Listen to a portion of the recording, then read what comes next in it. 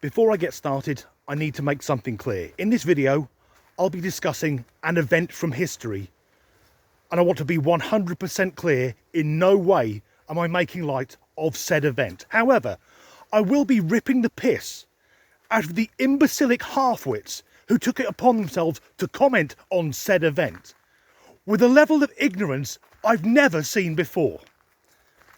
With that out of the way, let's get started.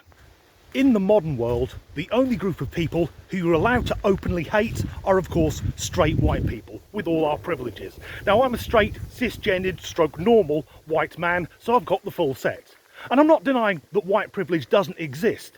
But whenever you hear people talking about white people in a derogatory fashion, it won't be long until they start talking about slavery. They won't acknowledge that the slave trade has gone on forever, thousands of years before the African slave trade, or rather the transatlantic slave trade, and they won't mention that the slaves were bought from other Africans. It was Africans selling usually prisoners of war to the Americans and the Europeans. Nor will they mention that in 2022, the slave trade in Africa is still alive and well. Now, given that I was born in the late 1970s, I've never been involved in the slave trade. I don't own a cotton plantation, and I've never bought another human being. I feel I would have remembered such an event. But when folks are bashing white people, and the people who do it the most are other white people with this weird white guilt they carry around, something they don't mention is that over in the USA, the American police force kill way more white people every year than any other ethnic group.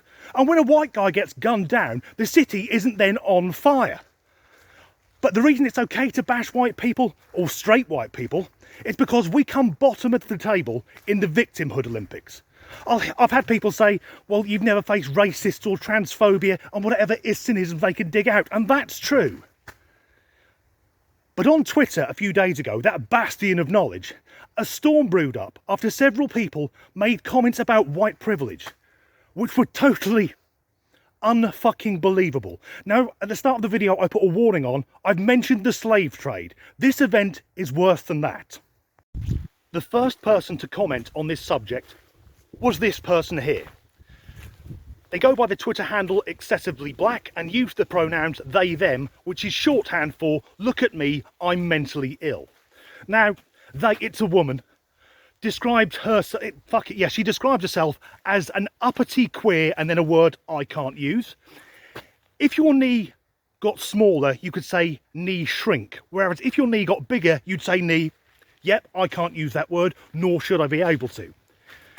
Anyway, this they, them said that a person from history should be cancelled because the only reason she's famous, because this person actually knew what gender she was, is because of her white privilege.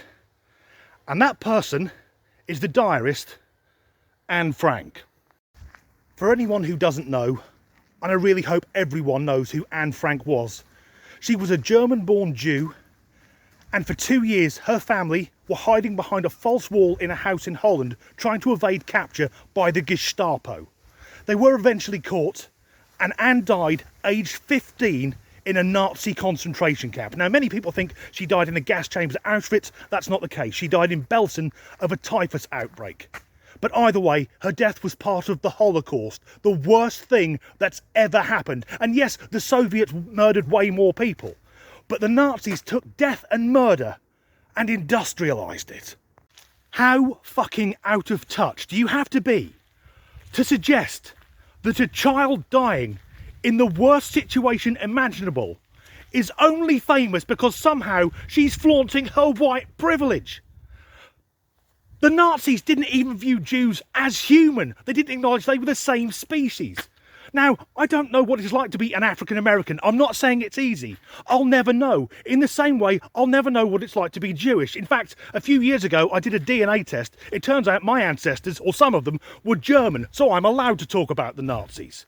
But given the choice of whether I could be an African American living in the richest country in the world in 2022, or a German-born Jew in Nazi-occupied Europe, well, you wouldn't see me at the synagogue. I'd be far too busy eating pork chops. Which other people can we just slap the white privilege label on? What about the guys who either died from starvation or being beaten to death in Japanese prisoner of war camps? lording it over everyone else? And how about the folks who went down with the Titanic, who either froze to death or died of drowning? Yeah, drowning in their own privilege. I simply don't understand why there's still so much hatred in the world. And if someone could explain to me the difference between a person looking at another and thinking, that person has lighter skin than me, therefore I can make assumptions about them which enable me to hate them. How's that different from someone, some cross-burning lunatic, thinking that person has darker skin than me, therefore I can make assumptions which allows me to hate them?